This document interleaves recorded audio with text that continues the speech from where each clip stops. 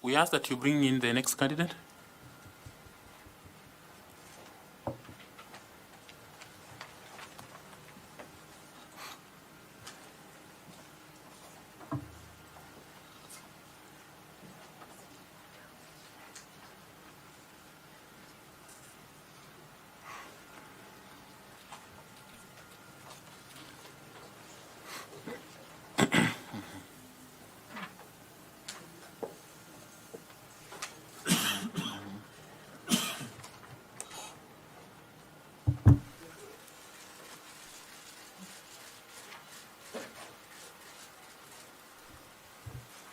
Welcome, and please have a seat.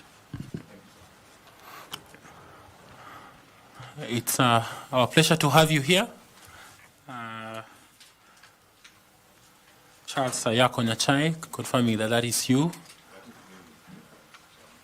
And thank you for showing interest in the position of chair for IEBC.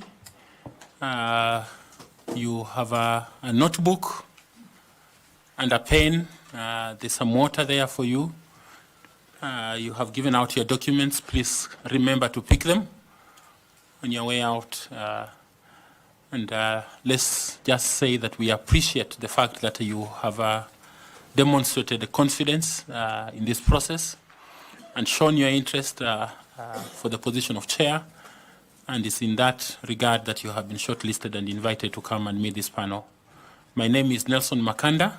I am the chair of this panel, and I will allow my colleagues to introduce themselves. Linda. Thank you, Chairman. Good afternoon, Justice Nyachae. My name is Linda Kiome. I am the Vice Chairperson of this panel. Karibu sana. Good afternoon. Kipkoech Andrew Tanui, a member of the selection panel, and welcome. Good afternoon, Mr. Nyachae. My name is Caroline Kituku, representing the Law Society of Kenya, and a member of the panel. Good afternoon, Mr. Nyachae. My name is Adam Solo, a member of the selection panel. Good afternoon, sir. My name is Nicodemus Bore, a member of the panel. Good afternoon, Mr. Nyachae. My name is Fatuma Ali Saman, a member of the panel. Good afternoon, Justice Nyachae. My name is Koki Muli Grinyo, a member of the panel. Good afternoon, Charles. My name is Evans Misati, a member of this election panel. So welcome. You let us know how you like us to refer to you, either as Mr. or Justice, whatever it is. But introduce yourself to us, allowing us to know some of those things that we may not know about you, and just highlighting the critical milestones of your life and why that has prepared you for the role that you are asking for today. Thank you. Thank you very much, Chair of the IEBC selection panel. Thank you, distinguished members of the panel. Chair, I'm happy to be referred to by whatever is convenient to a particular member at a particular moment, so that's not an issue for me. Let me begin, Chair, and distinguished members of the panel, by appreciating that I have been given this opportunity to interview for the office that I have applied for, by way of being shortlisted and being given this opportunity to appear before you this afternoon. My name is Charles Ayako Nyachae. I'm an advocate of the High Court of Kenya for the last over 30 years. I began my career as a state counsel in the office of the Attorney General. I was there briefly for about 2 years, after which I ventured into practice, private practice, by establishing a law firm with another colleague. We were both young lawyers. And I practiced law privately between 1986 up to the end of 2010, when I took leave of absence from the law firm. During the time that I practiced law, personally, I was more a non-litigation lawyer. I rarely did litigation. I mainly did commercial work and things like banking law, property, insurance, that sort of area, although the law firm was and remains a general law firm.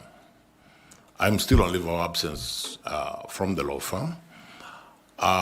End of 2010, as members of the panel, of course, will remember in August of 2010, the people of Kenya gave to themselves a then new constitution, the Constitution of Kenya 2010. And one of the bodies that was established by that constitution was a transitional body known as a Commission for the Implementation of the Constitution, whose main role was to coordinate and oversee the implementation of the 2010 Constitution. When the time came for Kenyans to apply to that body, I did apply, and I was privileged to have been given the opportunity to serve as chairperson of that commission, which I did from end of 2010 to the end of 2015. During the period during the period while I was practicing law, aside from the mainstream practice of law, in the late 1980s, I got interested in and gradually became passionate about the then reform process that was taking place in this country.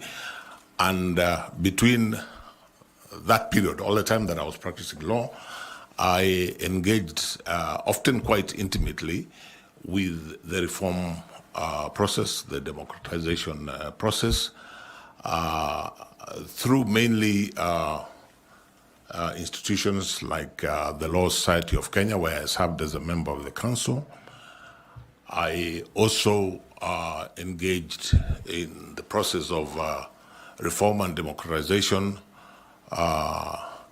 within the context of non-governmental organizations, and in particular the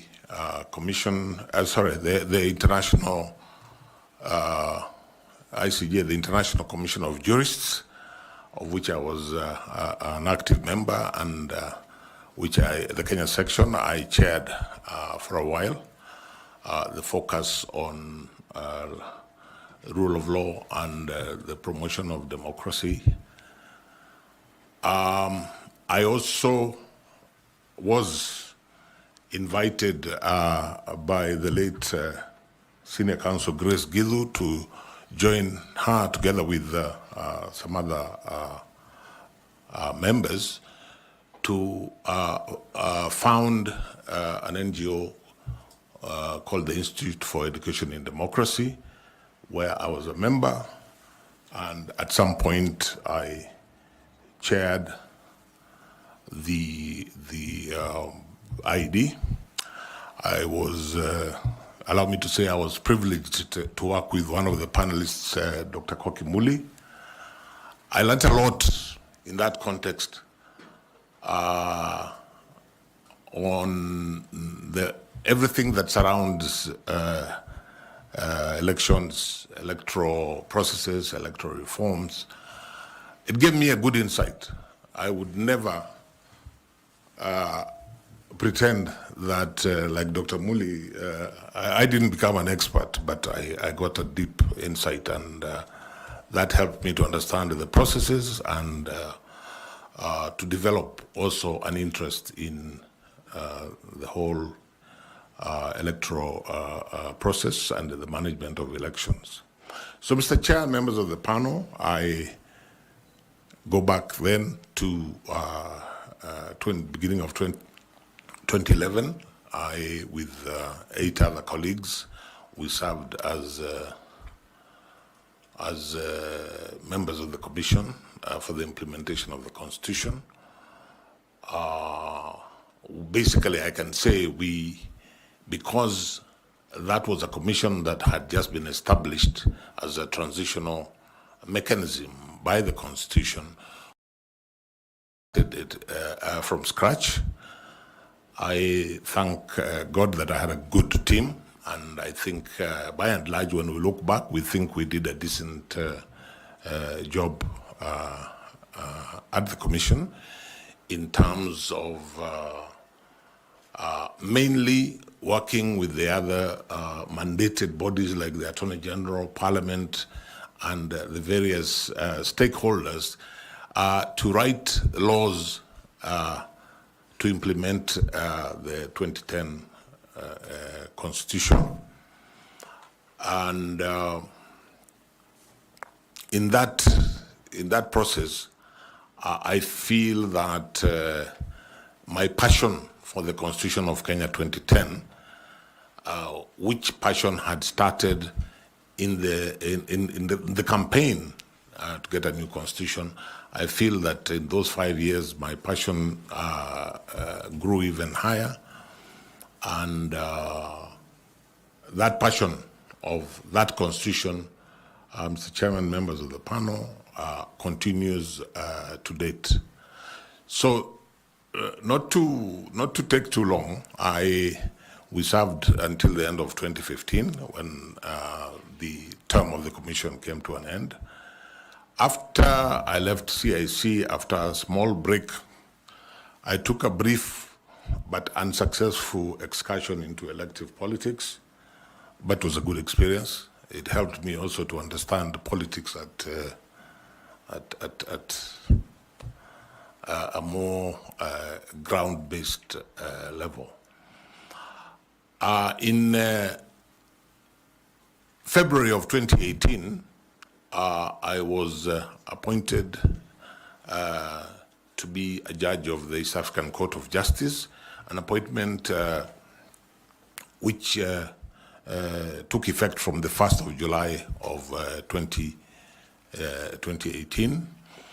I served on that court for a period of 5.5 years. The term was, my term was for 7 years, but for reasons which, if the panel wishes me to explain, I will explain.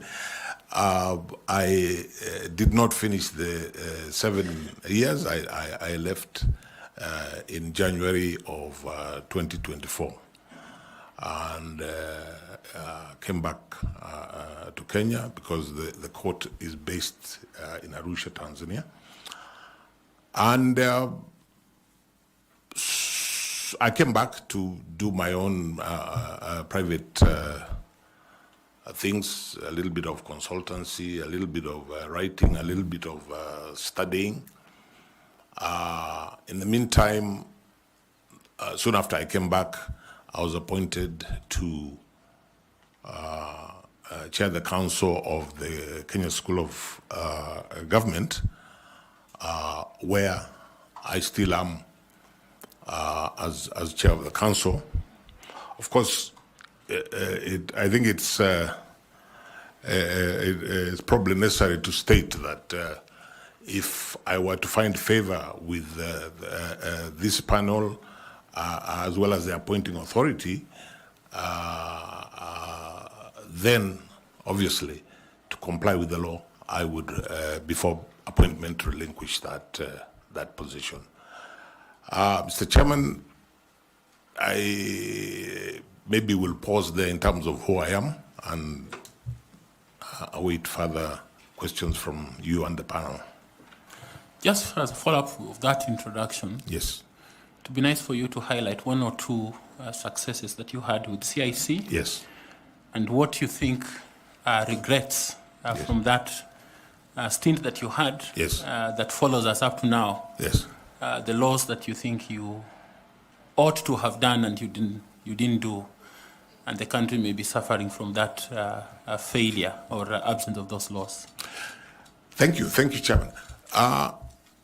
Most of the laws that the Constitution required to be enacted were actually enacted. We worked well with the Attorney General. We worked well with the Kenya Law Reform Commission and the various government departments where the laws originated from. So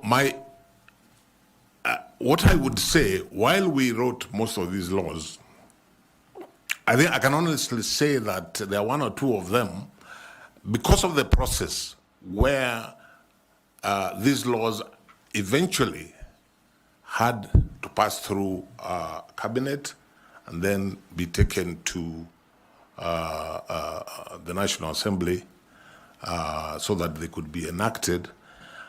I do have one or two that personally, and I think most of my colleagues felt that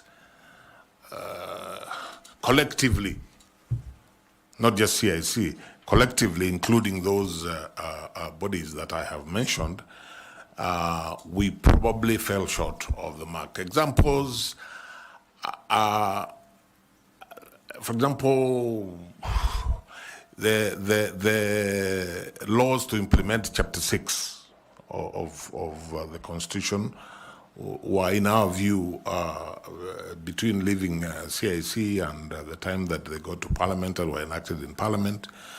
In our view, CIC were quite significantly watered down. But then you see it's Parliament that had and still has the constitutional mandate to actually legislate. There are other laws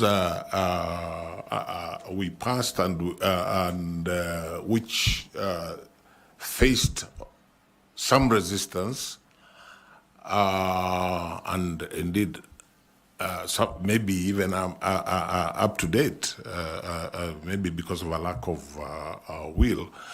The best example I can give, which actually touches on the delivery of IEBC's mandate, would be the campaign finance law, which, of course, initially Parliament suspended its effect. Eventually it was passed. There has been an issue with regulations to give effect to that. I'm still hopeful that whoever goes to the commission at IEBC, because this is an important part of the electoral process, can actually push and negotiate with the executive, with Parliament, with all stakeholders, so that law, so many years down the line, is actually passed, so that the intent of the Constitution is achieved.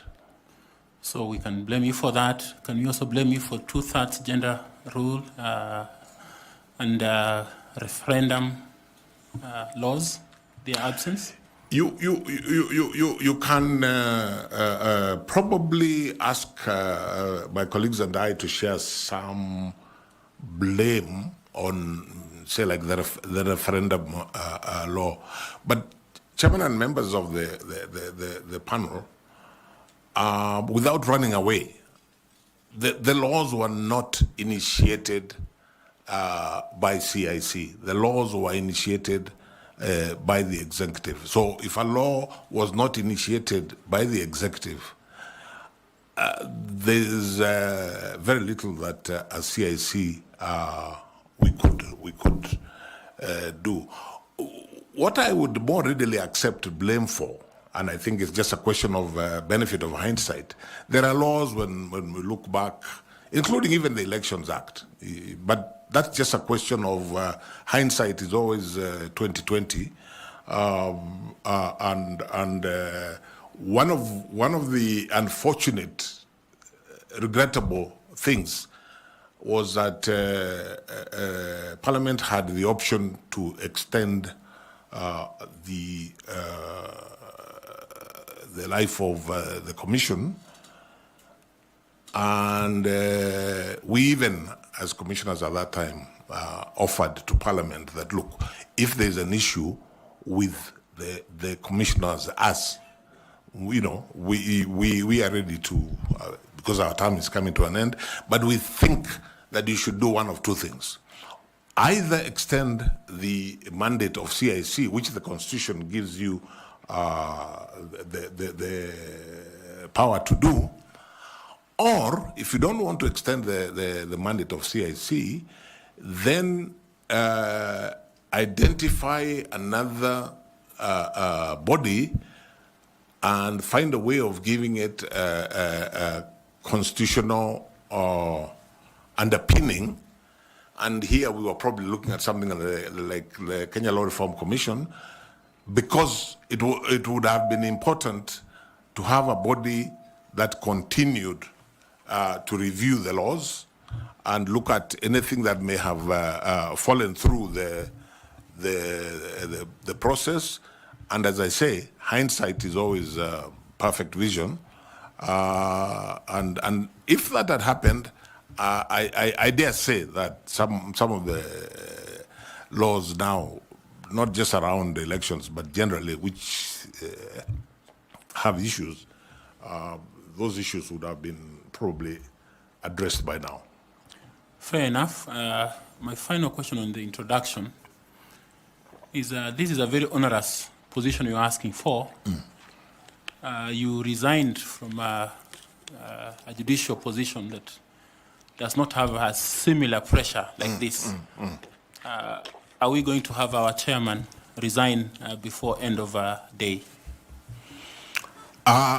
Chair and members of the panel, not at all. Allow me to explain in a couple of minutes why I resigned from the East African Court of Justice. The East African Court of Justice is established as the judicial organ of the East African community. It's an ad hoc court, means it's not full-time, and it operates to a certain calendar. I think it is not unfair for me to say, because I think it's a matter of public notoriety, that the East African community for the last few years has struggled almost to the point of becoming dysfunctional. So that you had a situation where you have an ad hoc court with a calendar, 4 sessions in a year. Each session, as it approaches, is cancelled because there are financial issues within the community. And when this happened for practically the whole of 2023, I said to myself, I'm not being fair to myself.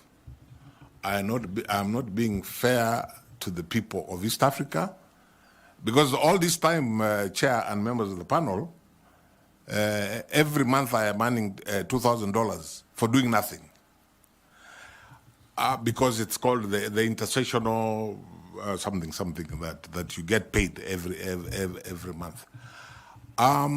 So I thought long and hard, and I decided that I was not adding value to the people of East Africa by remaining in a court which is hardly operating. So I then took the step of bringing my concerns to the appointing authority, who the President of the Republic of Kenya, and saying, this is not working. I really would appreciate if I can get the opportunity to resign and do other things. Fair enough. And that's why. So the answer to your question is I do not anticipate those sort of problems if you are to give me the chance to be chair of the commission, so the issue wouldn't arise. So if Parliament doesn't approve budget that you present, will you be pushed to do? You see, chairperson, I do not foresee a day when the commission will actually grind to zero, not able to operate at all. What could happen if there are delays or budget cuts and so on is that there are certain parts of the mandate which, but a day, I do not anticipate a day when Parliament will completely say there is no, which is what was happening in Arusha. There is no money, and it wasn't so much about the money. It is a question of what then am I doing here? You see, most of my colleagues, the judges of the East African Court of Justice, are also judges in the national court, their respective national courts. So if you put off the session, it's a bit inconvenient, but they just go on. There is a service they're delivering in the national courts. For those of us who are not engaged at the national level, but just went there on that ad hoc basis, I felt that it was not right to continue, especially, as I say, when you're continuing to earn an intersessional allowance and you're doing nothing. Thank you. Thank you. Thank you very much. Madam Linda, please, kindly. Thank you very much, Chair. Honorable Justice Nyachae, the IEBC Commission constitutes of different professionals from different backgrounds, your background being the legal field. But the Act itself envisages a composition of a commission that has very diverse skills and disciplines. And save for law, which is your professional background, what other skills and disciplines do you bring into this commission as a chairperson? Thank you. I think I would answer that at two levels. In terms of skills and disciplines, my formal qualification is law. I have taken it upon myself and developed over a period of time. I have developed an interest in governance, and actually I am a student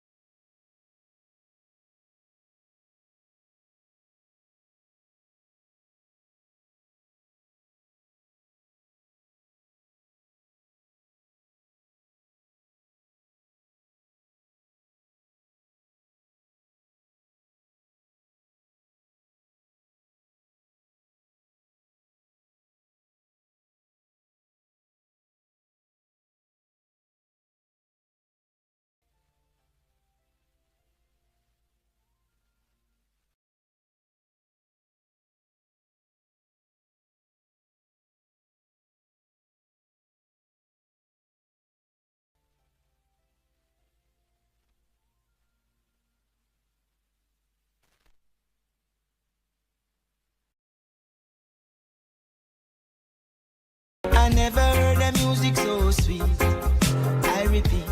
Wagwan, me brethren, big things are going. Remember, each and every Monday we have to shell down the place with nothing but the best of smooth weight the vibes in your favorite station. You know these things, man.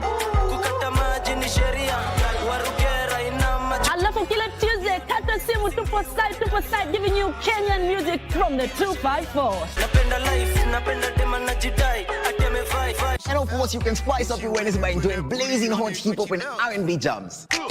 We don't got no label. She say she want bottles. Vibes and vibes as we go all across Africa, Kenya, Nigeria, Ghana, all the way to Tanzania to give you nothing but the best on Afro Thursday.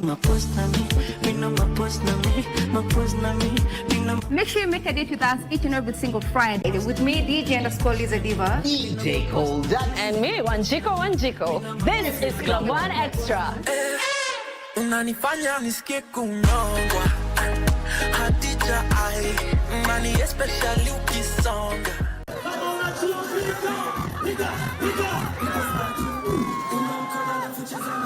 The event, which kicked off at 2 p.m., brought together some of Kenya's top MCs, DJs, hype men, and musicians. Welcome to the world of cocktails, a mix of artistry, flavor, and a little bit of magic in every glass.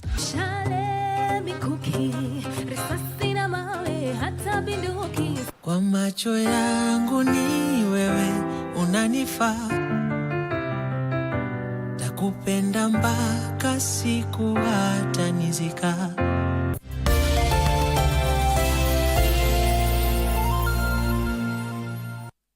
Would help the commission to run its mandate.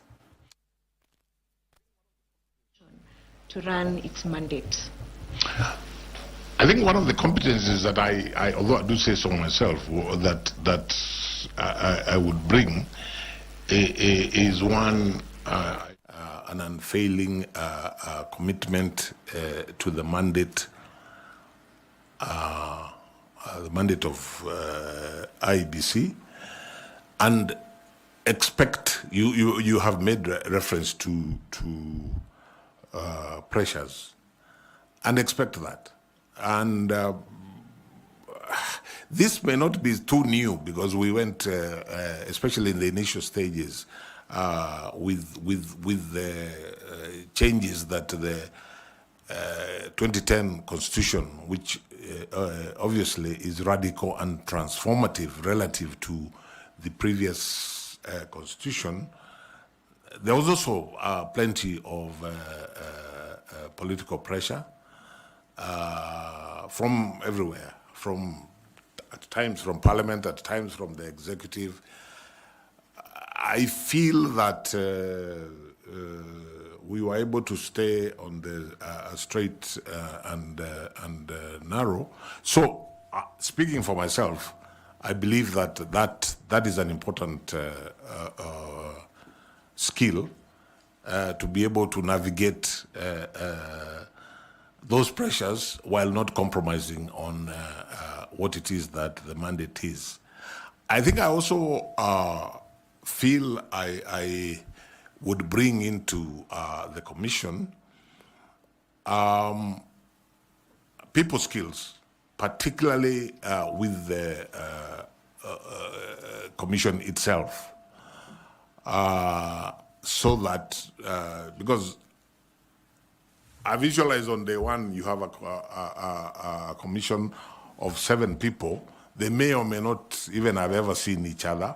They are from different backgrounds, possibly with different orientations, different personalities. So I would see the role of the chair, one of the most important roles of the chair, which I believe my experience with CIC stands me in good stead, is how do you manage this kind of scenario? People with different orientation, people with different personalities. I feel that mainly because if you ask me about my personality, people have told me this, and I believe it to be true. One of the gifts God gave me is to listen. And I think it's very important when you're dealing in that kind of scenario to listen. And that way you are able to manage people a little better. So I would say the people skills, I would say the courage to do that which is right, irrespective. And I have thought about these things. A close friend of mine, a very close friend of mine, a professional colleague, when I told him I am applying for this job, he told me, my brother, are you sure you want to do that? I asked, oh, many people have asked me that question. I said, yes. He told me why. I asked him why. He told me, you know, you should be ready to either lose your life or your integrity. That's exactly the words that he used. I told him, no, I do not intend to lose my life in serving the people of Kenya as chair or commissioner of IEBC. And I have no intention at any point of compromising on integrity. And I think it's defeatist. So to answer your question, I believe I have the courage that I have no illusions about how difficult this job is. But then at the same time, I have no hesitation in believing that I can do it. That's okay, Justice. I want you to confirm to this panel. Yes. If it is true what Dr. Elizabeth Muli says about you. Yes. She's one of your referees. Yes. That you possess exceptional stakeholder management and conflict resolution skills. Because I did not hear you say that you possess those skills. But she says that in her recommendation letter. Is it true? It is true. I guess maybe I did not say everything that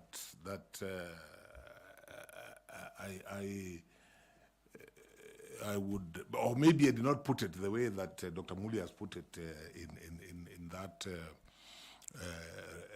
reference, because we dealt, as I said earlier, we dealt with diverse stakeholders and people who had different interests, and one of the common denominators was that most were resistant to change. But we managed. I mean, when, you know, we were dealing with some institutions that were fairly rigid traditionally, but we felt that the Constitution required certain changes in the law that manages those institutions. But we had long negotiations and you know, these are not people you can just talk down to. You have to convince them, persuade them, and by and large, we succeeded. But let me say this. Dr. Muli is overly kind to me, because the truth of the matter is we were able to do that because we worked together as a team. I wouldn't say that happened because, and only because Charles Nyachae had those skills. It happened because we had a team which could work together, which could share how to manage, whether it is conflict that or different ideas from stakeholders that we are dealing with. We were able to do that together as a team. I think that's fine. Thank you very much. Thank you very much. Chairman. Thank you. I will invite Karo Kituku to engage you with some questions. Thank you very much, Chairman. Mr. Nyachae, you'll allow me to ask like 3 questions or 2 questions. The Constitution at Article 86 contemplates the use of a voting method that is accurate, verifiable, simple, transparent, and accountable. In the 2013 elections, 2017 and 2022, the IBC deployed technology. In your view, does the technology that the IBC deployed meet these constitutional threshold or requirements? Was it verifiable? And you can use examples to explain your answer. Okay, I would say that this has happened incrementally. And the real 2013 years, but I think the real technology was 2017. My understanding of why the first election in 2017 was annulled was on the question of verifiability. Because the Supreme Court took the view that the technology that was used, and in particular, the uploading of results from the polling station to the National Tallying Center, and now I'm talking about the presidential election, because that's really where the problems that IEBC has been having about elections. That has been the main, the presidential election.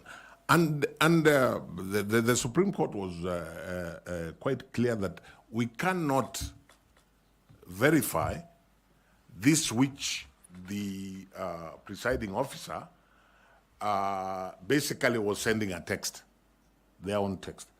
And that's why the Supreme Court required the uploading and the actual transmitting of what is known as Form 34A. That's basically, apart from a few other, maybe, that's, in my understanding, what actually killed that first election. And that being the case, I would say that, and I think the Supreme Court also took the view that 2022 was a significant improvement, and what remains to be done, in my view, has more to do not so much with the fact that the election may not be verifiable, but it has more to do with the ordinary Kenyan remaining persuaded that it is verifiable. If you read my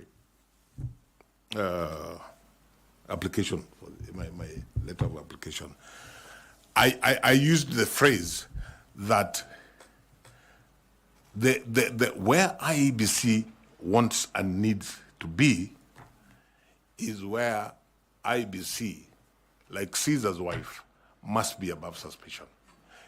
Because as long as what is being done leaves any question marks in the electorate, in the people of Kenya, then IEBC has fallen short. I think IEBC, and to this extent, I agree with the Supreme Court. They did, relative to the previous two elections, I think they did a relatively good job. There are, of course, things that the Supreme Court pointed out which could be done better. But all said and done, the elephant in the room is that question of what is it that needs to be done, especially with the use of technology, so that the Kenyan voter, the electorate, the Wanjiku, the Mora, the Amina, actually is persuaded that yes, even if we lost this, we are not quarreling with the electoral management body. The reasons lie elsewhere. Okay. So just following up on what you're saying, that the technology that the IBC has deployed over the various electoral cycles has been progressive. So apart from the KIMS kit, which is the technology that IBC basically deploys, what other areas can the technology be deployed to enhance the elections management in Kenya? Again, you allow me to go. Sorry, you allow me to go back to the fundamental question, what I've called the elephant in the room, so that we are looking at the trust deficit that exists between the people of Kenya and the whole system, including IEBC, how do we narrow and possibly even do away with that? So my answer to that question is even around the Kim's kit. If I was, or tomorrow I find myself in the boardroom of IEBC with commissioners, I would be saying, what is it that the technology we have, what is it that can additionally be done so that the people of Kenya actually feel that they have no reservations? IBC, I believe there's an ongoing discussion between IBC and, of course, like the National Treasury and those who provide money about whether or not the technology, especially the Kim's kits, whether they're obsolete. IBC takes a position, I believe, that they are now obsolete. So that's an issue that needs to be resolved. I am aware that one of the things because currently, what the Kim's kit does, as I'm sure you members of the panel know, is the starting with the registration of voters, then the registration of candidates, then the identification at the polling station of the voter, and finally, which is the most problematic, the transmission, especially of the presidential result from there. So, and in the process of answering the question, I would want to ask, if I'm in the commission and just sat there, I would want to find out from the technology people, for example, how can technology carry the voter with IEBC from the time they vote up to the time results are announced? For example, the issue of technology keeping the voters, if I vote, for example, if I normally vote at a polling station called Kisi Primary School, when I vote there and leave the station, if at the close of the voting, I got a message that tells me in your polling station, X number of people voted, this is when they have done the counting. These are the results. The ones that are being announced, pinned to the door and transmitted and then physically taken. If that was done, I venture, and technology helped the voter to get that. I venture to suggest that a Kenyan who was so minded could actually do the arithmetic themselves. So by the time IEBC is announcing the result, they are able to, if they are so minded, to do that arithmetic, whether through their political parties or not. So I think what I would be asking, not being a technology person myself, my question will still remain what I would be asking the technology people. What is it additional that we can do the voter to feel that there's nothing going on wrong, there's nothing they've missed? Yeah. My last question. So the law and there are instances that the technology does fail. Yes. It's technology, it can fail. So the law envisages that IBC should contemplate having a complementary system. 2 questions. What is this complementary system? And the second question, how would you ensure that that complementary system remains credible, transparent, verifiable, accurate, and accountable? Okay, the first question. Put on your mic, Justice. I'm sorry, Chair. The first question, what is this alternative? This was the subject of litigation. Of course, having another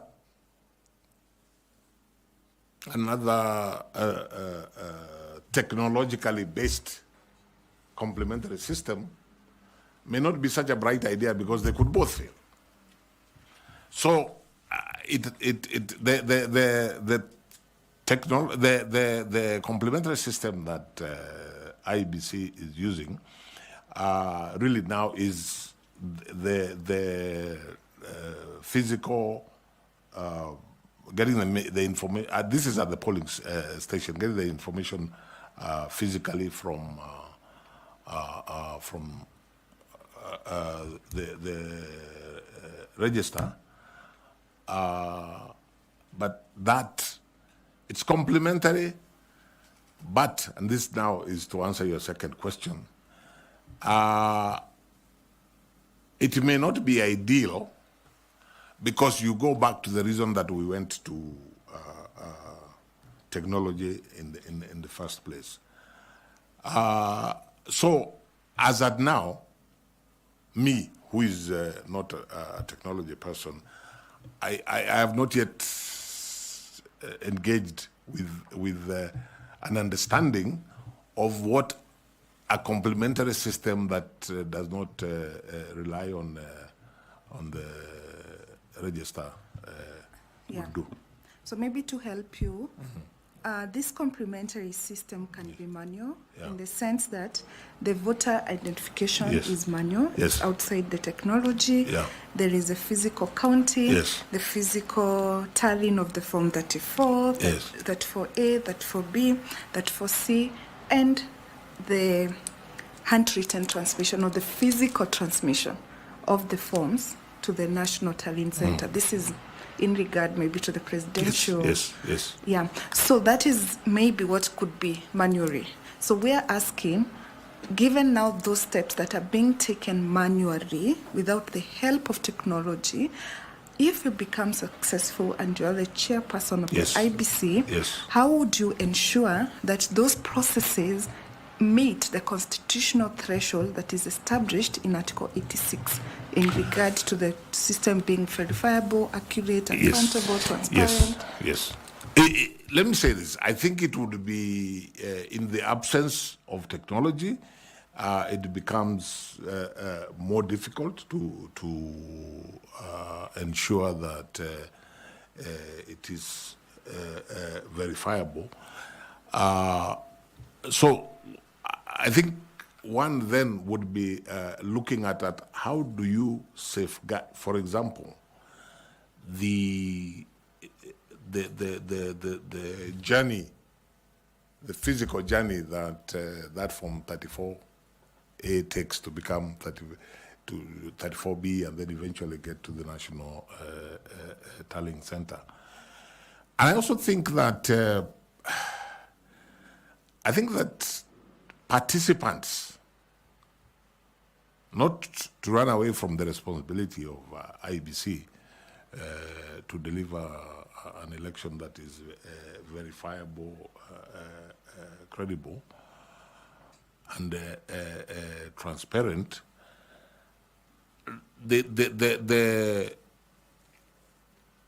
players in the political parties, the candidates, I think need to play a bigger role in terms of protecting that process, and that requires, I think, engagement between IEBC and the stakeholders in coming up with an alternative system, which, as I hear you, would be entirely devoid of technology, which of course means that we're going back to where we started. Okay. Thank you, Chair. Thank you very much. We are almost halfway through, so be concise in your responses. I want to invite Dr. Koki to ask some questions. Thank you very much, Chair. Mr. Justice Nyachae, you mentioned that you have been in the democratization movement in Kenya, and indeed it is true we have worked together. My question is, one of the issues that has really concerned democracy, has hampered democracy in Kenya, is and has contributed to divisive politics, is a system of first past the post, or what we have in Kenya, that leads to results that the winning candidate takes all, where the winner takes all. And one of the concerns that, of course, there are many ideas that have been advanced on how to improve the democracy and the electoral landscape by introducing different types of electoral systems. For example, mixed member proportional representation, etc., which addresses some of these divisive elections. Why do you think that has not succeeded in Kenya, and you have been involved in this process for that long? That's the first question. My own view is that I think there are probably several reasons which pertain to our type of politics, which sadly is not always issue-based. And that's why even political parties, to actually achieve issue-based political parties has been a challenge. And that's why, for example, proportional representation may not work, because you have a mindset that we want our own representative in this particular locality or in this particular community, who we see as our representative. It's not about issues. That, I think, is a reality. But let me say this. Those who, in the democratization process, as you will recall, Dr. Muli, we tended to deal with much more basic things, and we really didn't get, at that time, to the stage where we are looking at, for example, alternative kinds of elections. I always ask, whenever I hear that argument, I always ask myself, why does first past the post work in very many other systems, but it's a challenge? It's a challenge in Kenya. The people of Kenya, I think, promulgated a constitution as they saw fit, how they wanted to be governed. And perhaps, and our politics tends to revolve around individuals, perhaps a solution would be to have a system where, yes, first past the post, for example, if you're talking about a presidential election, but then you have individuals who have huge followings, and when they lose an election, whichever way they lose an election, their followers just feel, then we are done for. If our person did not get it, then we are done for. So, to me, not being pessimistic, but I wouldn't start with trying to change the system so that we have, say, proportional representation, which I personally favor. I would begin it from the pragmatic perspective of, is there a way that we can ensure that participants in an election at the end of that process are not feeling excluded from the body politic? Thank you. Justice Nyachae, perhaps you can share with the panel some ideas on how we can address this issue in Kenya, this perennial problem of divisive politics, and you know, when at the end of election results where they are not being accepted, and after elections we have those members, you're saying the followers of the losing candidate, the first runners-up, has a lot of votes that have just gone to waste. Yes. How do we address that so that we can make Kenyans appreciate and accept the results of the elections? I think the first thing I would say, Dr. Muli, is that what we were discussing a minute ago, where we want to get to a situation where the people of Kenya have faith in the system, and to the extent that they are more likely to accept the result. I don't want to speak too much, the chair warned me, but let me just give a quick example. I'm not a great football fan, Chair, but in 2014, by God's grace, I got an opportunity to go and watch the World Cup final in Rio, in Brazil. You know, thousands of people in that stadium, and everybody with very strong views in terms of who they are supporting. At the end of the match, you just had two reactions. Those who won were jubilant. Those who lost left there feeling dejected. But what you didn't have is a scenario of those who lost saying, no, there was something not right here. Of course, there are things like, I forget what they call it, where nowadays there's technology assists to follow some of those things. But the important thing is, how do you, in answer to Dr. Muli's question, how do we get to a situation, and that's the first part, a situation where people have faith in that system. So if they lose, they're just dejected, but they don't cry foul. The second team, the second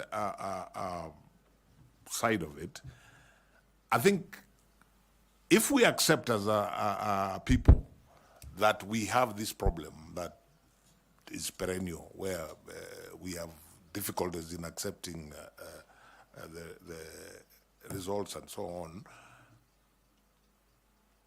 because of what the consequences are. Because the consequences is that a leader and his or her people feel, oh, if once we are lost, then we are done. We have nothing out of it. Is perhaps to relook at the structure of government so that in the body politic, those who have not won at all levels to be able to form government feel that they're still participating in the body politics. Those are the two suggestions that I would make. Thank you very much, Justice Nyachae. Thank you very much, Chair. Thank you very much. I presume that in Brazil there was confidence in the referee. Chair, there must have been, because I didn't see anybody shouting referee Akwende or things like those. I just saw people jubilating in that particular match. Germany won, I saw people, those who supporting Germany jubilating. The other side, Argentina lost, the crying. But it's just the way you accept that we lost. But nobody challenged the system of how the result was arrived at. That's my point, Chair. Okay, then we will ask you further questions, since you will be the referee if you get this job.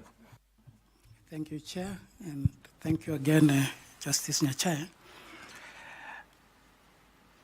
You are the chair of CIC, which I'm looking at the Constitution here.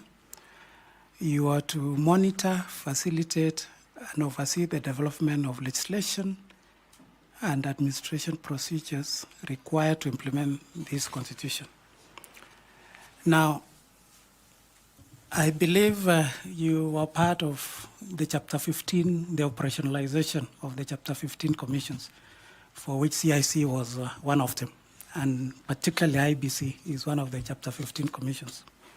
However, in the recent past, in 2014, there was the Senate actually raised concern with regard to conflicts between the Commission or within the Commission. And I think this one was specifically to National Gender and Equality Commission.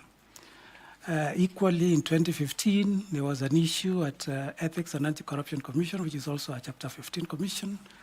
And even it went to court. There were investigations that were done. At some point, they were nullified on the basis that there were no commissioners at EACC. We've seen what has been happening at IEBC. 2017, we saw how the former chair, the CEO, how some commissioners left, resigned. And coming home to the IEBC Act, I was just looking at it, and we've had 10 amendments up to last year. The one that created this selection panel was actually the 10th amendment of the IEBC Act. So looking at the governance framework of these constitutional commissions and the conflicts that we've seen running across, is there a problem with regard to the governance framework of our constitutional commissions? And is it a constitutional issue? Is it a legal issue? Or it's more of a governance issue? Thank you. My answer to that would be it's none of the above. The biggest problem is the dynamics of personalities and what is perceived as power play. The one you didn't mention was between the National Land Commission and the Ministry of Lands. I honestly, obviously, like I said earlier on, hindsight is always 2020. There must have been a few things here that when you look back, you say, this we could improve on and this we could improve on. But the basic framework for each of those constitutional commissions, I would still stand by the laws that were put in place. The problem, if we are to be honest with ourselves, is personalities, the dynamics of power play, resistance to change. Classic example would be the conflicts that were there between the National Police Service Commission and the National Police Service itself, the Inspector General and his team. I still don't think the problem was either with the Constitution or with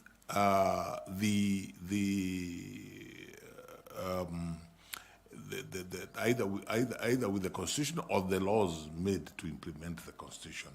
I think it has more to do with a situation where one side or other is resisting change. You know, we must not forget at any point that the 2010 Constitution was and remains a radical document, a transformative document, relative to where we were before.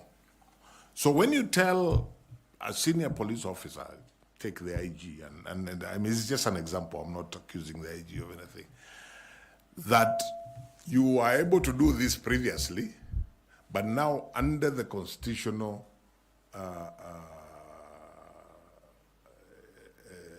dispensation that we now have,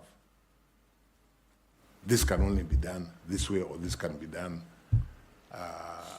by another body like the commission. Even when we were writing the KDF Act, for example, it took a lot of energy, particularly by Dr. Muli, Elizabeth Muli, who was in charge of that particular thematic group. It took a lot of energy, negotiation, for the military to understand a concept called civilian oversight, which is in the Constitution. They're not used to it. To their credit, eventually they were able to internalize it. To me, the problem we have been having with the constitutional commissions is not about the Constitution, is not about the laws to implement the Constitution. It's about the power play and resistance to change. Further to that, the IEBC Act, which if you are successful, you will be responsible for its implementation, was actually amended in 2016. And it is the only one under Chapter 15 commissions that has separated the functions of the commissioners and the secretariat, unlike all the other Chapter 15.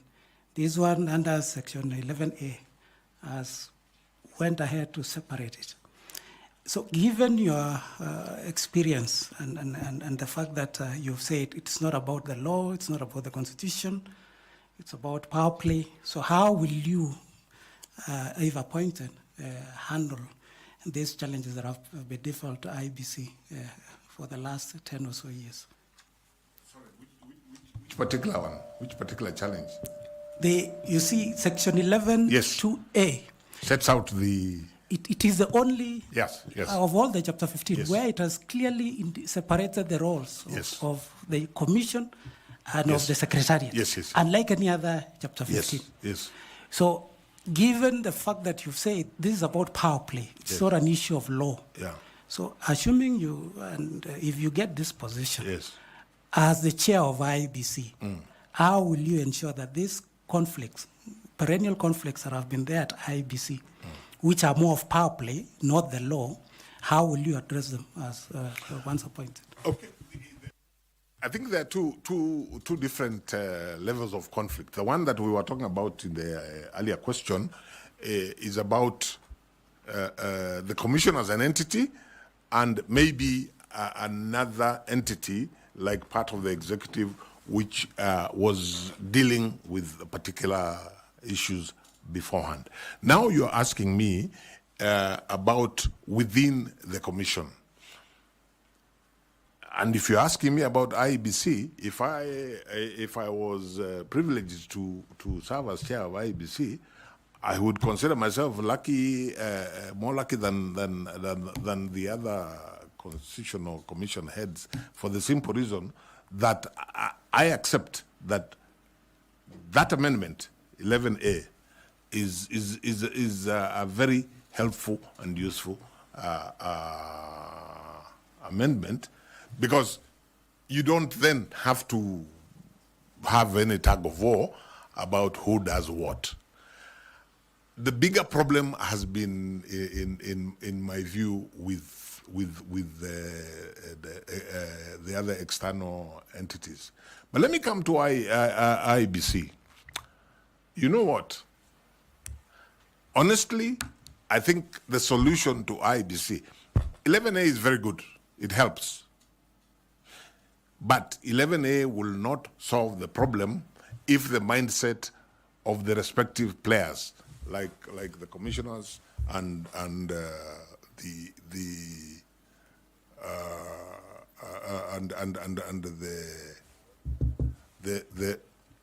secretariat, are mentally operating from different perspectives. That amendment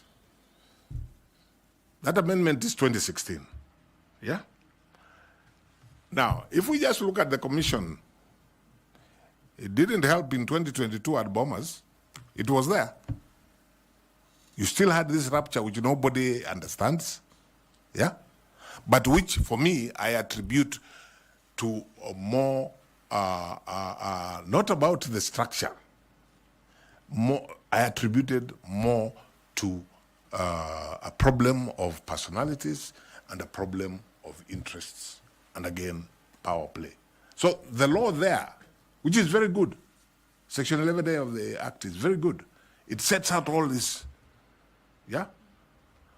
But we still have a challenge. Even when I read the Supreme Court judgment for 22, which endeavored to advise the issue of the relationship between the chairperson and the commissioners relative to the chairperson constitutionally being the returning officer for the presidential election. I am persuaded that even with that guidance from the Supreme Court, if the mindset of the people within that commission is wrong or is negative, you will still have it.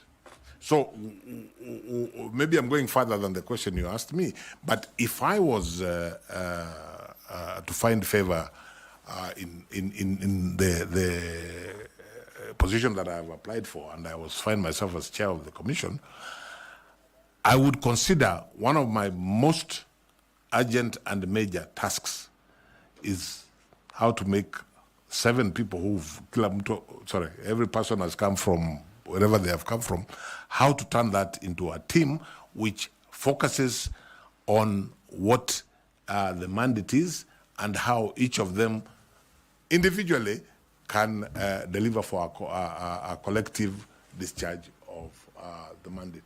And for me, as an individual, I consider that my experience at CIC would come stand me in good stead. Thank you very much. I'll ask Misati Evans to take up some questions. Thanks so much. Let me call you Charles. That's what I'm used to calling you. Now, from what you have just answered, it will be clear that the issue of personality and the institutional infrastructure is not a problem. Then in your own view, what do you think brings these conflicts as the state currently as it is? Why are we having problems? Because from your presentation, or the way you have answered is like the personality issue and the infrastructure is okay. What I think causes the problem is you have a situation, and again, allow me to refer back to the experience I had at CIC. Remember, CIC was the commission was created by a process which involved the two disparate political groups that had formed the coalition government.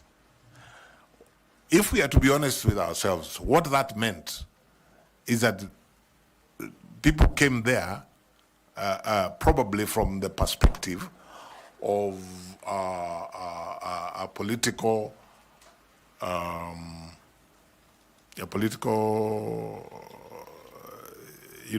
I have come here by virtue of political coalition X, and I have come here by virtue of political coalition Y.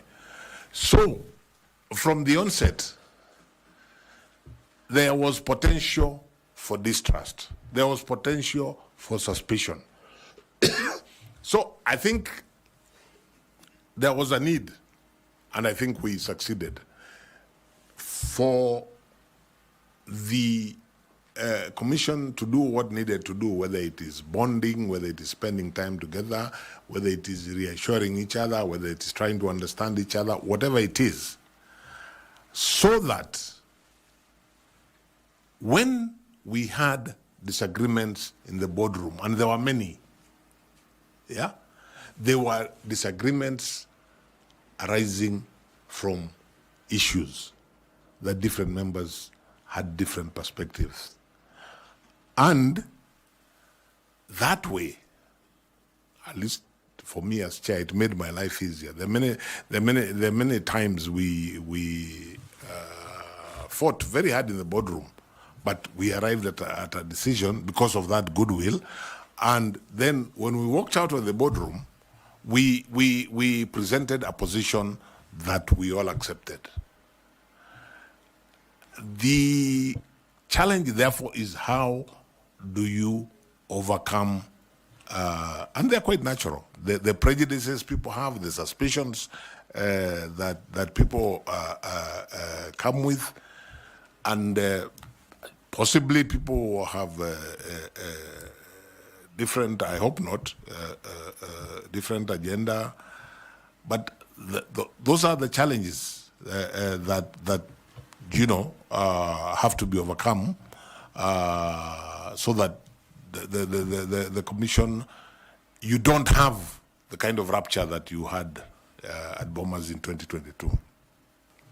Thanks. As a follow-up question to that, the work of the Secretariat being more of operational, but you realize that the Commission is the one which owns up the results of the operations. How will you ensure that you own whatever activities, whatever mission, and whatever activities they do, that you are in charge and you own it? And then the last question, do you think the issue of procurement has any bearing towards the conflicts that happens in IEBC? And I can honestly say I am not sure, but I have had that said. That's my honest answer. That sometimes there are interests other than the delivery of the mandate. There's a school of thought, for example, that when you had a commission which came in when other commissioners had been there, perhaps there was a feeling that when we were not here, what happened that we missed out on. I think that is the honest truth, but I don't know. I don't know. Honestly, I can. But having, sorry, what was the other than procurement? You own the actions of the operations. Yes. So. I think it's a matter of working relationships. And I go back to the whole question of what happened at Bomas in 2022, and we can't run away from it. I mean, it was the low point of the Electoral Commission. When you think about it, the actual physical verification that happens at the National Tallying Center is actually done by the Secretariat, under the supervision of the Commission. So really,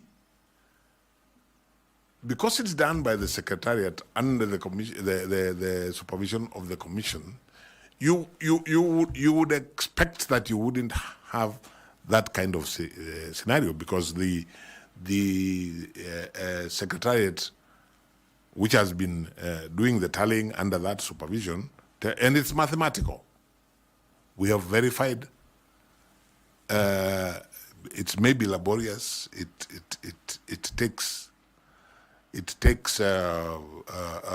may take time, but it should be purely mathematical. Especially when we remember, it's just verification between from 34A that was transmitted and Form 34A that arrived at Bomas. So, when the returning officer, take my constituency again as an example, when the returning officer from Nyaribari constituency arrives with his 34B with the attachments of 34A, all that the commission is required to do is to verify that what he has brought is consistent with what was uploaded and sent to the National Tallying Center.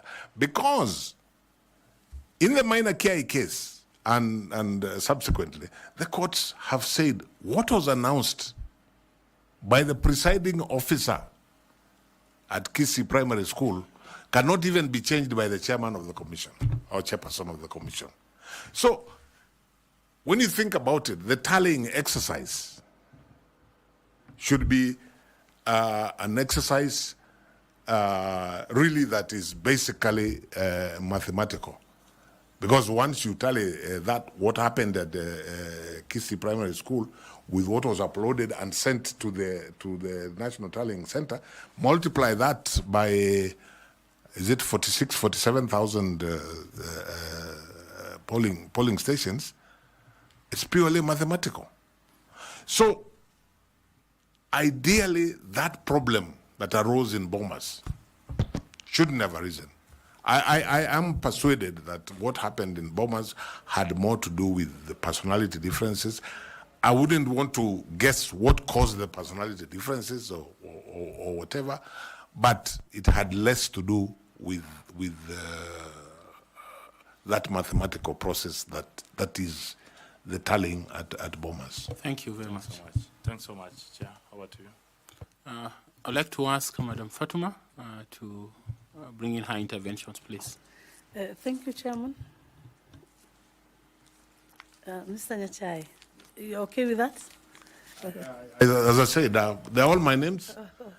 You heard Mr. Mr. call me Charles. I'm comfortable with that. Okay. In the next election, the youth are going to be the highest percentage. However, they face barriers like disillusionment, apathy. So if you become chair, how would you meaningfully engage them in the electoral processes so that they're able to take care of their political and civil rights? I think that the answer to that is at several levels. At the most intimate level, of course, if the commission is in place and, for example, starts continuous registration of voters, the chances are that the 500,000 or so people who are going to be employed to do that are going to be young people. That's at one level where they will feel engaged.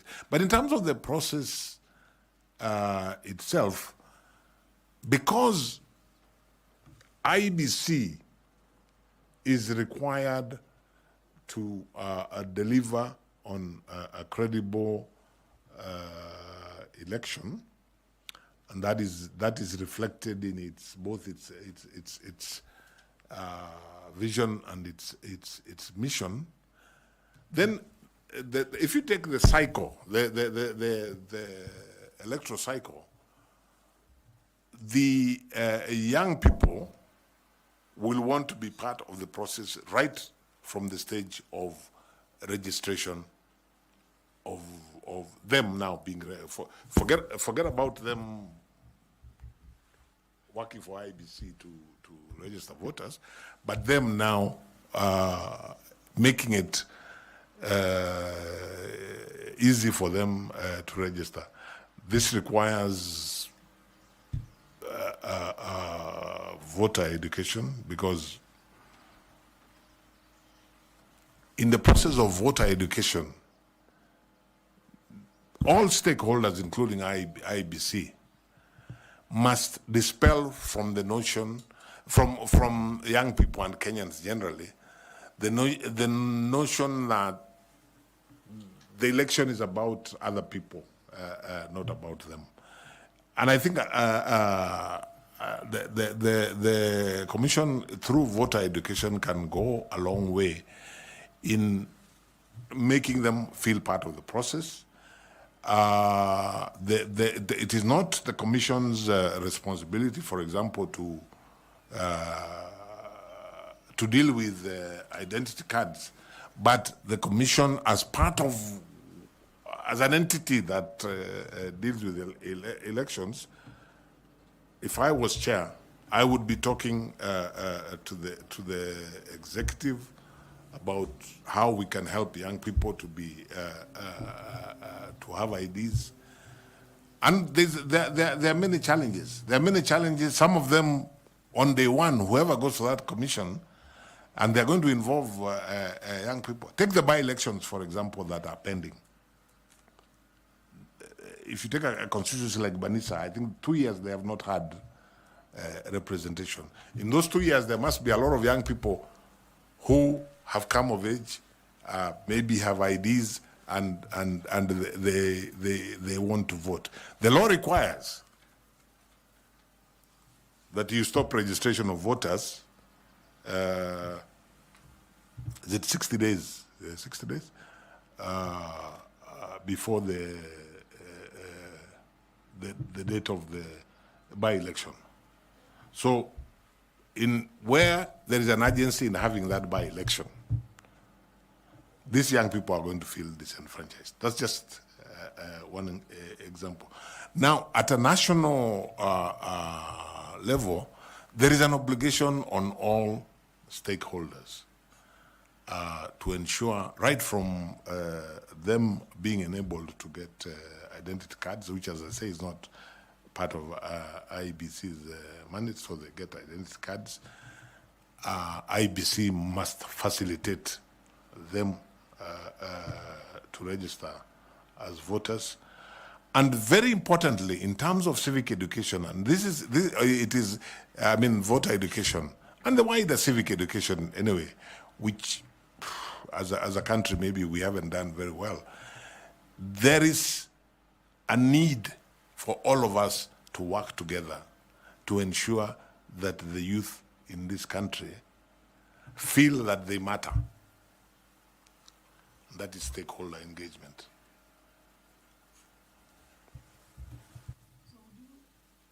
So would you think of, I like the part you talked about the obligation of creating awareness on obligations of stakeholders. So would there be specific programs targeting the youth on this? Yes, I would, after receiving advice on how we could do this, and especially what are the financial implications, if I was chair, I would put a high premium on inclusivity for young people, so that they feel this process, they are part of it, they are an integral part of it. As you said when you were asking the question, they even are the larger percentage of the people that citizens that are eligible to vote. So I would look to the National Treasury to specifically provide funds to enhance, especially voter education, and in that particular section of stakeholders, and engage them as widely as we can in that, and continuously in that period before the elections. And continue, I think, looking at the wider issue, I think one of the challenges IEBC seems to have is that, especially in terms of funding, the focus only seems to be as you approach elections. And yet things like voter education, registration and so on and so forth are things really which should be completely around the electoral cycle.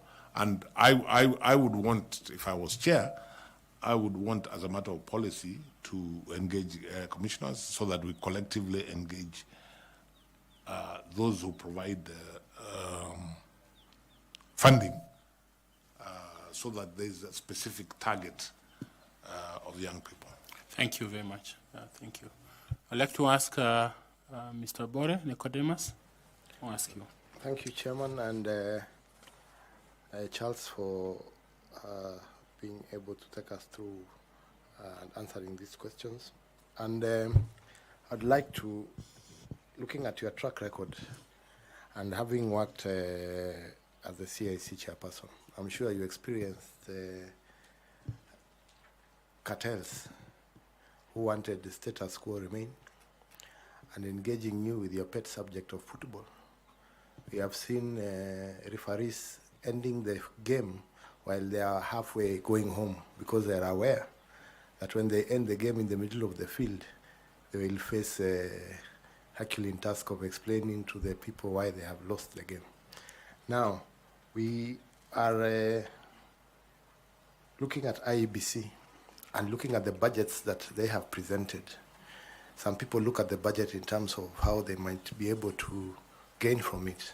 When they talk about the 63 billion shillings that they have asked from Treasury, some people look at how much they can gain from it. And you are applying to be the chairperson of such a commission, which has a lot of interests that are not only political, but also financial. So how would you be able to manage the interests of the country, to balance the interests of the country, at the same time getting rid of the cartels that may be a part of the problems of the internal conflicts within IEBC? Thank you, Mr. Bore. Let me say, first of all, at CIC, this is not a problem that I experienced. I never, at any level, maybe because there wasn't the kind of budget that is at IEBC. So that I never encountered any cartel in relation to the problems we encountered at CIC had more to do with political resistance to change. That was and it was at all levels, whether you're talking of parliament, whether you're talking of the executive. But at CIC, I did not experience that at all. I can visualize, with the kind of budget that IBC has, I can visualize how that would be a challenge. I would see my job, if I got to be chair, my job and that of the commission,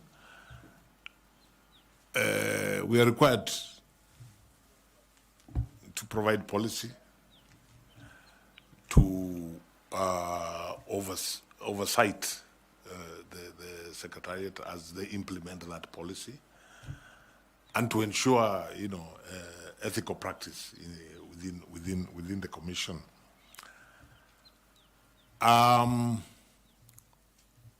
So, for me, that would be the guiding, focus. That everything be done in accordance with the policy that has been adopted. Everything be done ethically, and the commission to ensure that they discharge the mandate of oversighting.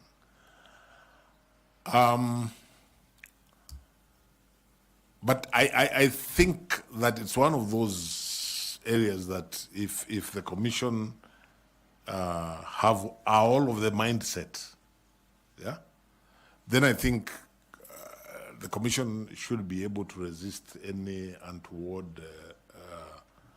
attempts by what you have described possibly as cartels. But I can visualize that kind of figure probably has people salivating around the country just because of the figure. As a follow-up question, what kind of legacy do you hope to leave behind in terms of ethics and trust and constitutional governance in Kenya if you are given the chance to become the chair of IEBC? Thank you, sir.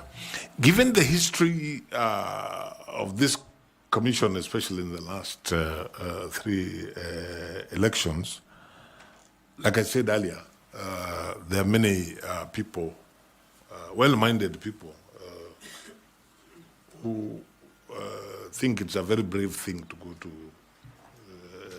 IEBC. And therein lies the challenge.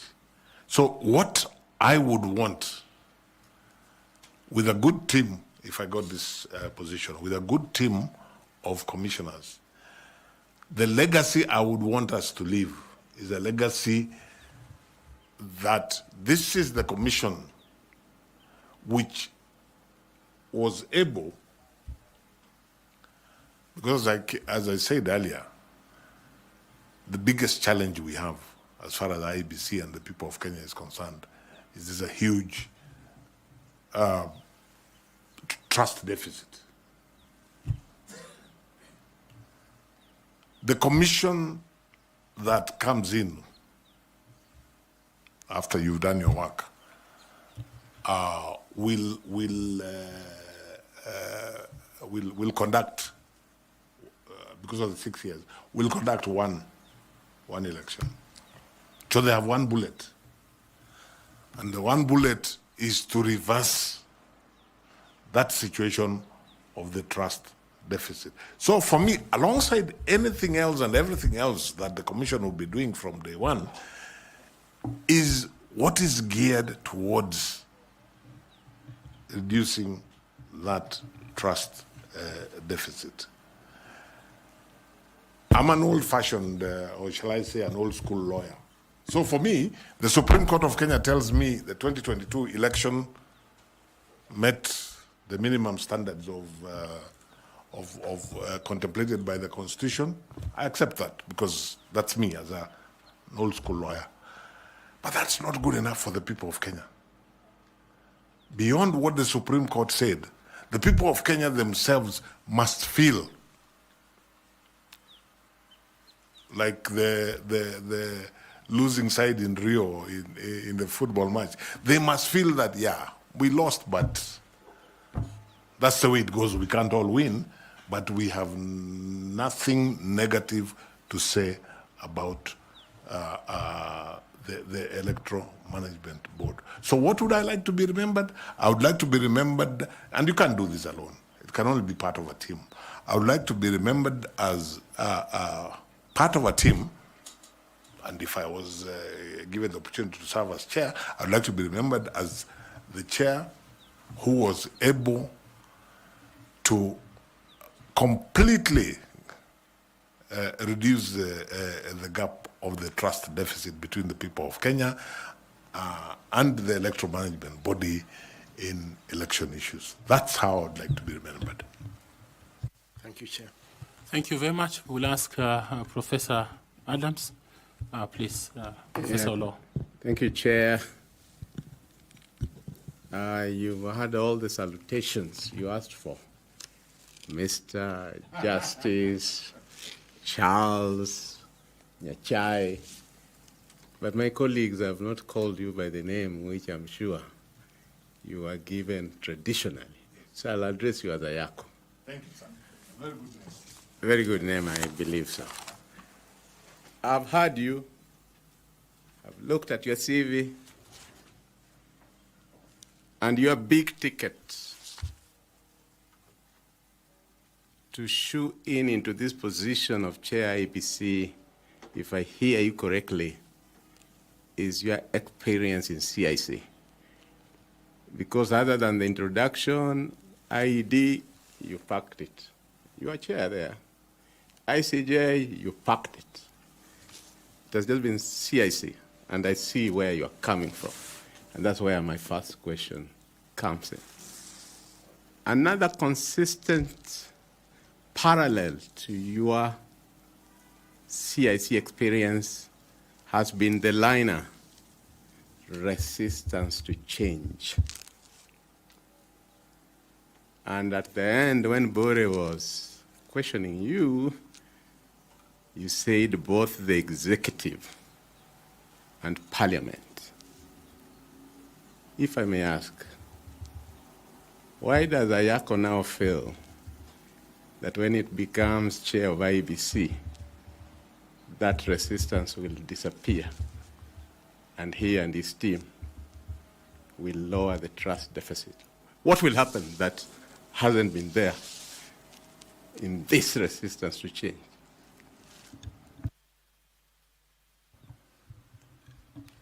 Let me say this. When I talk about the resistance to change at CIC, effectively what I am saying is I expect all levels of resistance even at IBC, probably because the stakes are higher. At CIC, I wouldn't say that we failed to overcome. I think we went a long way in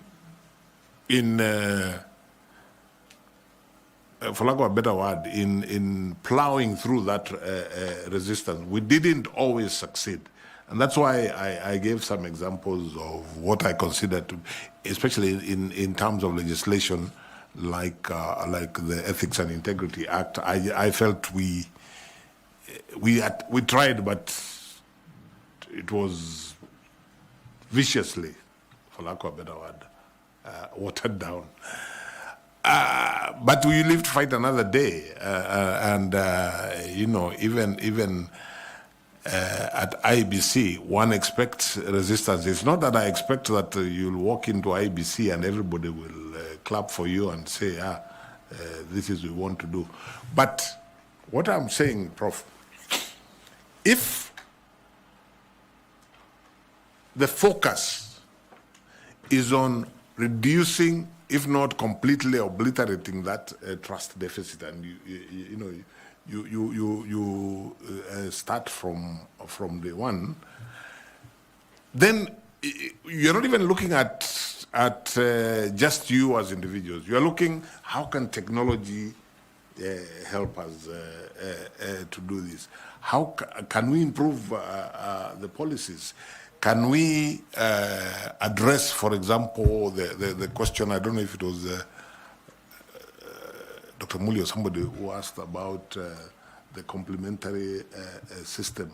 With the focus on trying. It's not something that I am naive enough to think that can be achieved overnight. But I was answering the question from Mr. Bore, what would I like to be remembered as?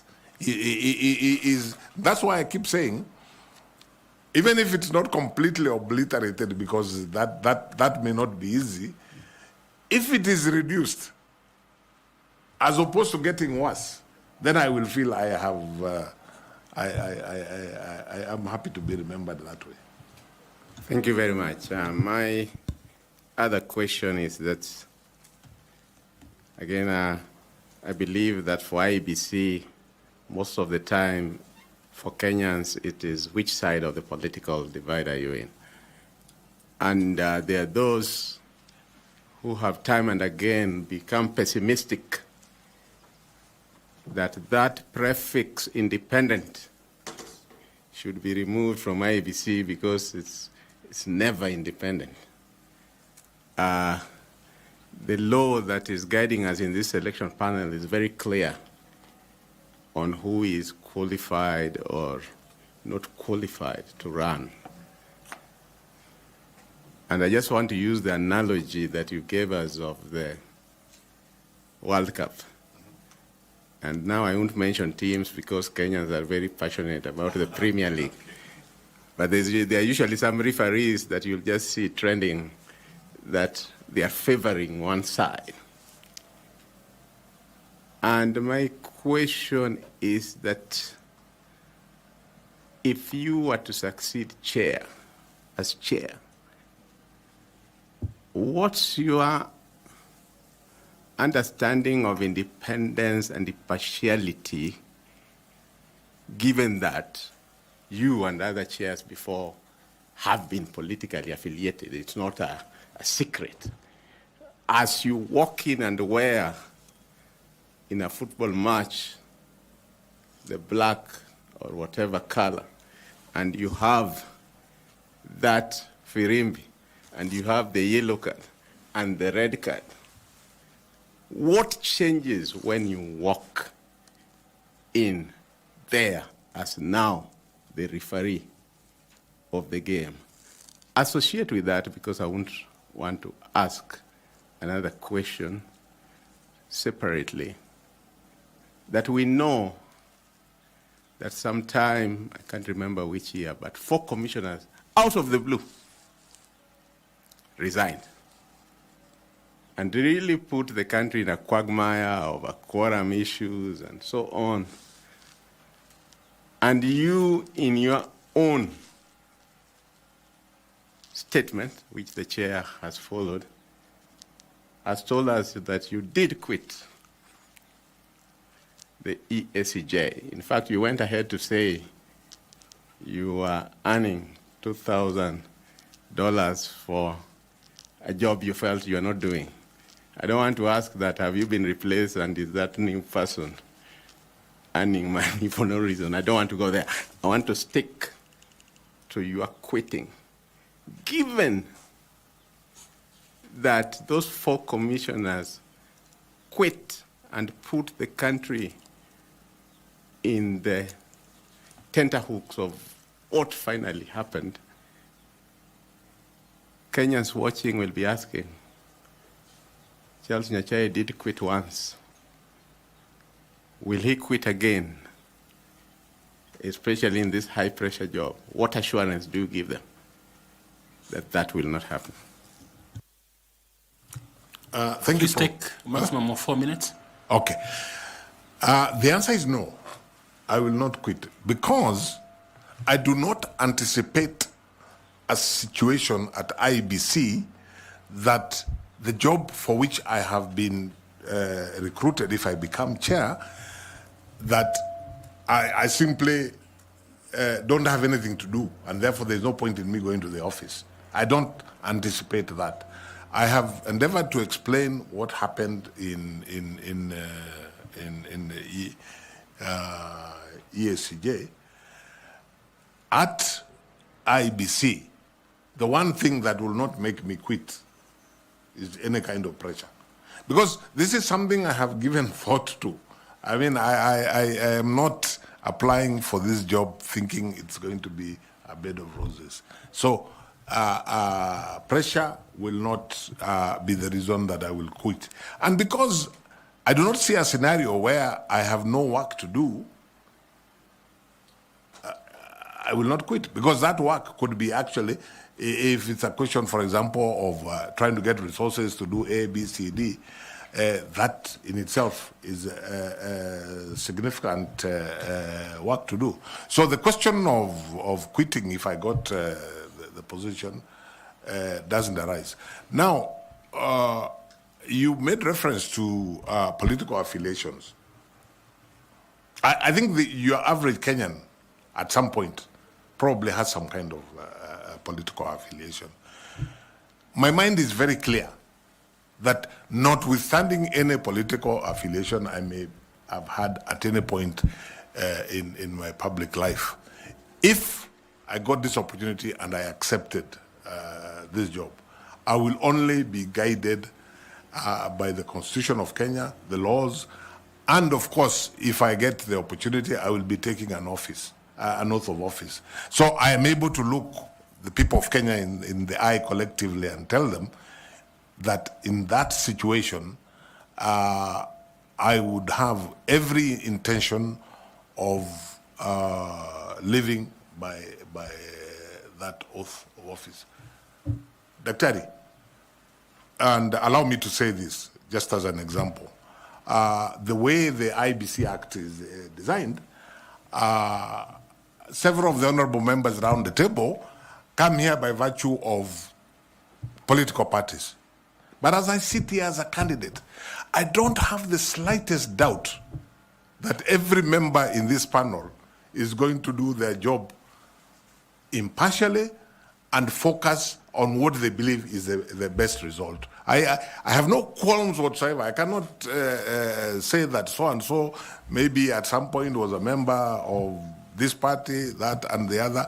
And I think we have the capacity to rise above that at different times. And I can look the people of Kenya in the eye and say, yes, I would be able to do the job impartially.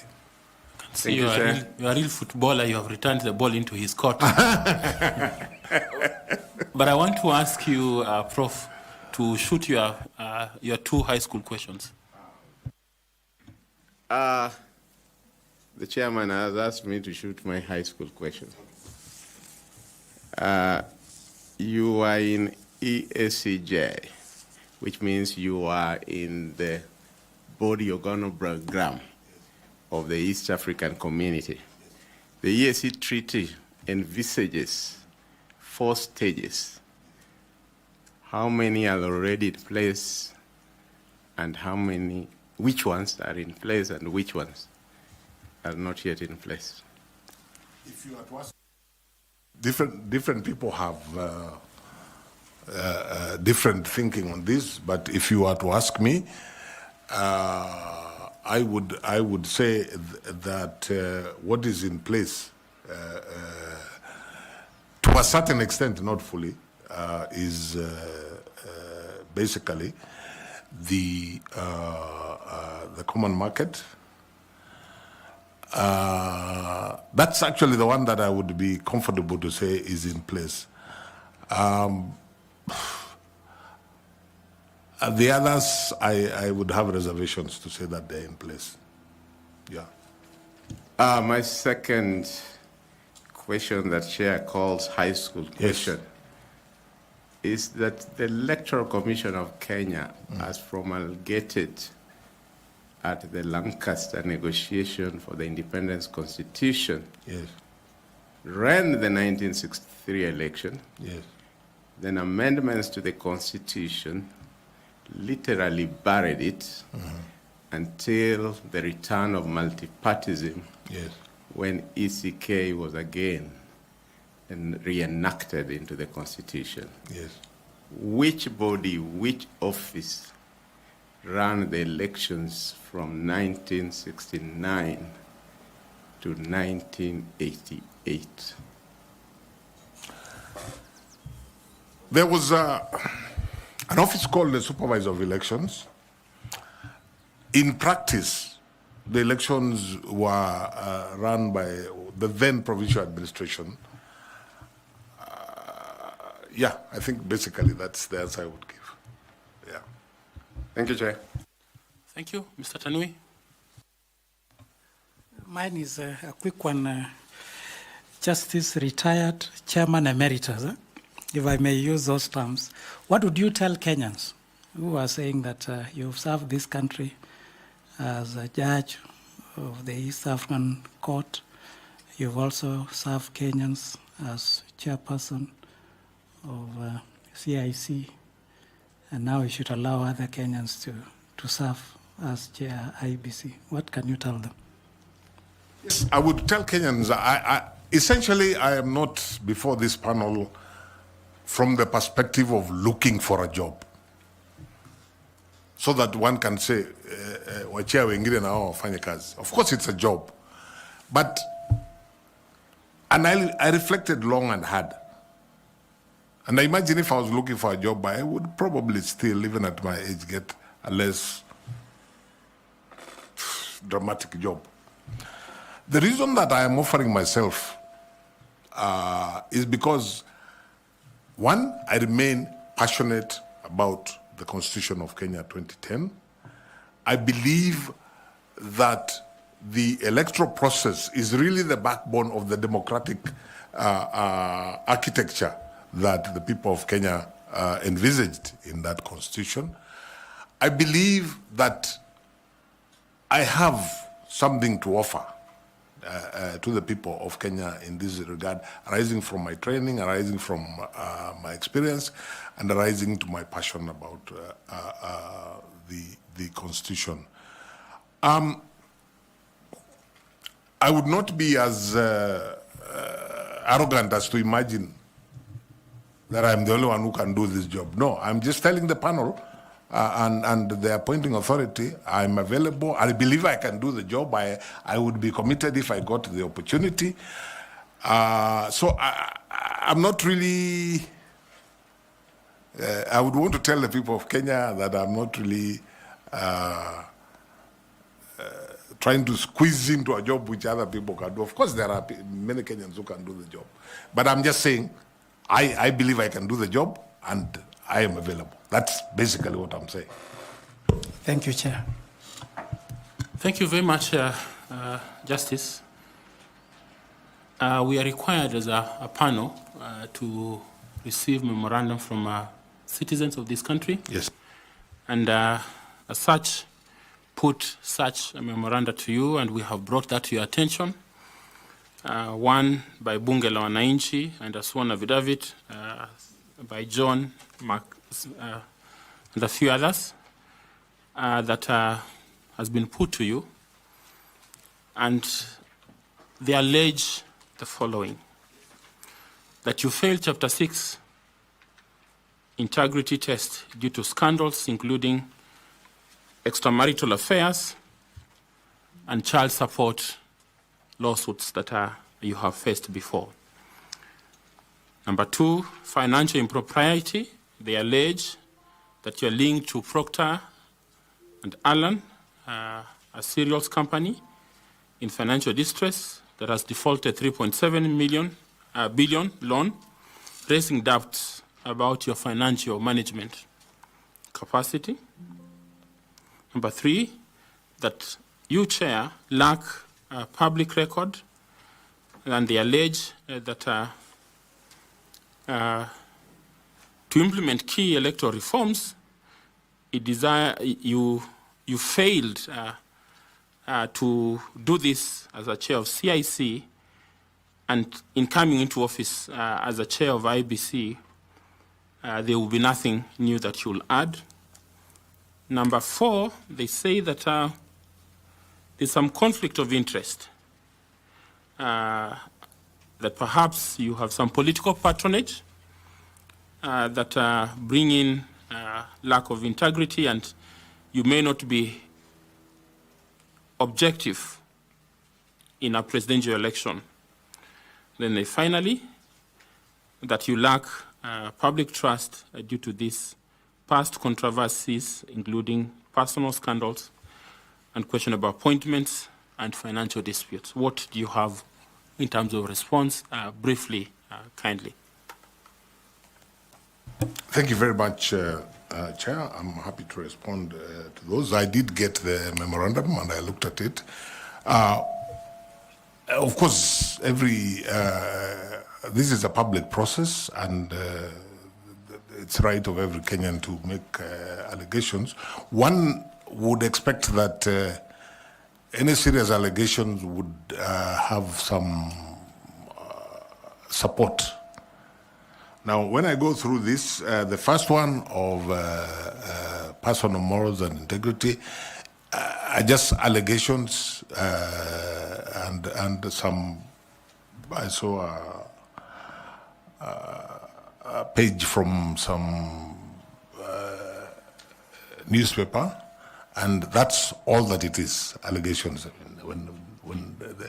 Whatever they talk about, they have really not given any substance, and I do not accept the allegations, and I think that's really, on that one, that's what I would say about it. The second one, and I think Procter & Allen, I have never had anything to do with the management of that company. I am a very small shareholder in an investment company which itself has shares in Procter & Allen. I have no direct links with Procter & Allen. So I don't know how I would answer that, because if you're talking about financial management, I've never been involved in the financial management of Procter & Allen. So I really don't know how that would be said to reflect financial impropriety. The allegation that I failed at CIC, I think it's insulting, not so much to myself, because I'm a candidate here and they're welcome to say what they wish to say about me. I think it's insulting to the people I worked with at CIC, the entire team, and all the other stakeholders, to say that we did nothing and achieved nothing at CIC. I think the work that CIC did is self-evident. So I think this is just an allegation, like all the others, meant to scandalize. Political patronage. I'm not sure which you referred to, because I saw two things. One, a statement about the manner in which I was appointed to the East African Court of Justice. To the best of my knowledge, that's the way the treaty has no details, and that's the way the manner I was appointed is the way all judges are appointed through their respective heads of state who sit in the summit, which is the appointing authority. The head of state nominates. And so unless the treaty is changed, I really don't think, and then unless every other person who has been appointed from Kenya to the East African Court of Justice has gone there by virtue of political patronage, which I think there is no evidence to that. Again, I think this is purely scandalous. The other thing, there was an allegation of me being related to somebody who they seem to know that is going to be a presidential candidate. Something I don't know anything about. The person they mentioned is not my relative, so I really don't know how I would respond to it. Again, I think it's purely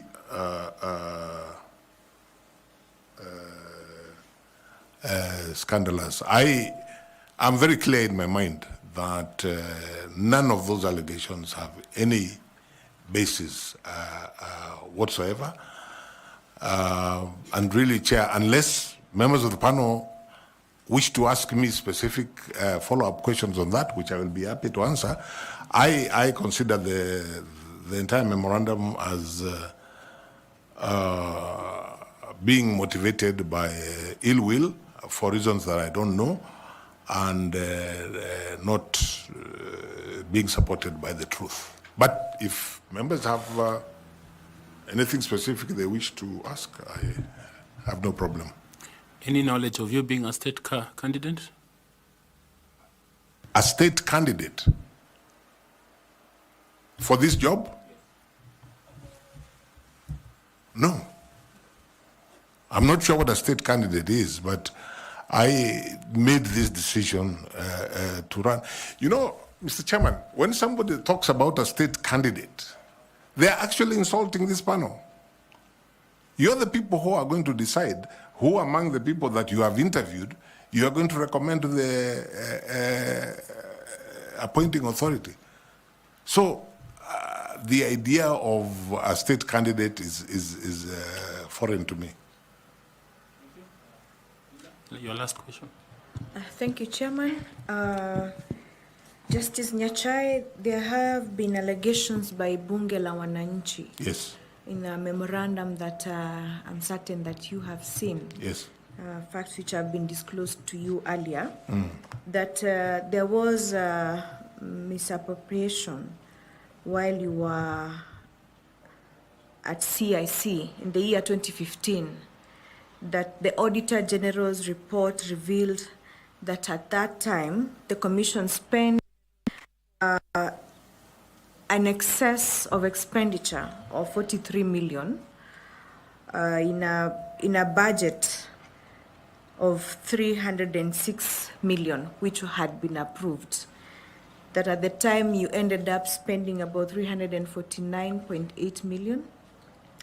Even though largely the amount was accounted for, they say that the 9.2 million was fraudulently paid for the supply of newspapers, a matter which they say to have been subject of criminal investigations.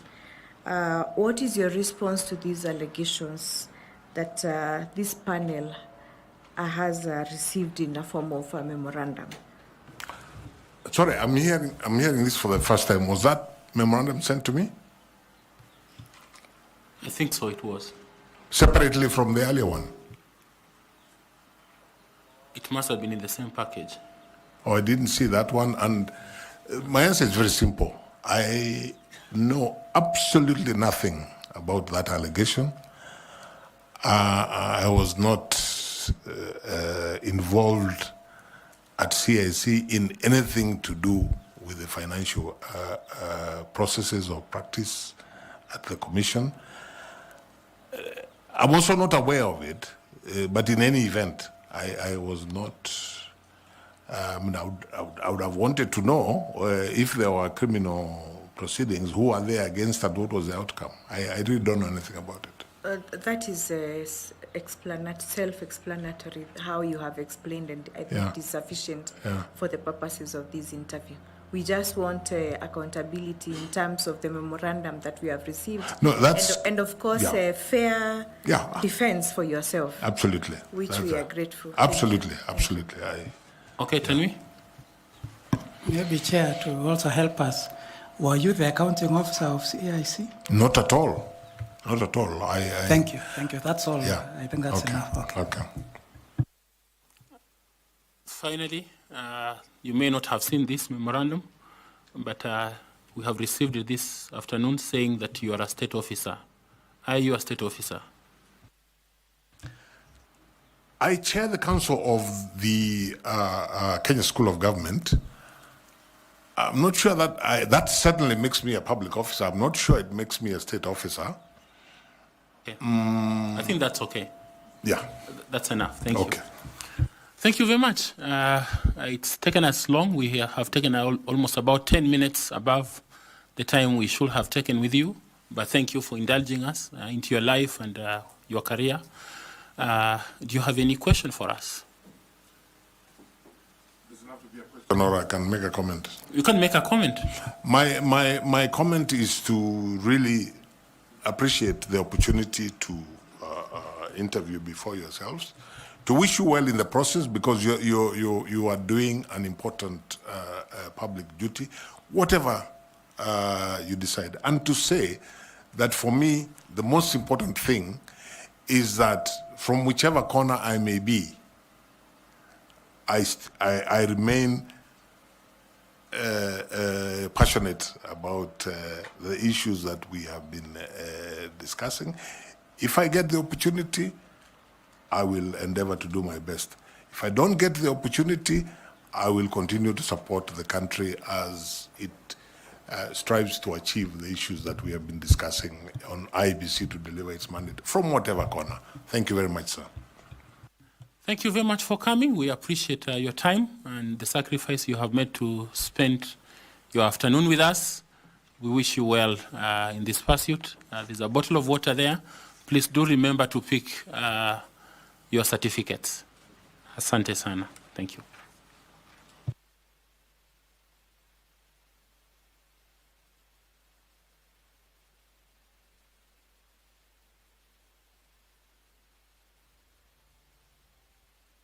That's yours. It's okay.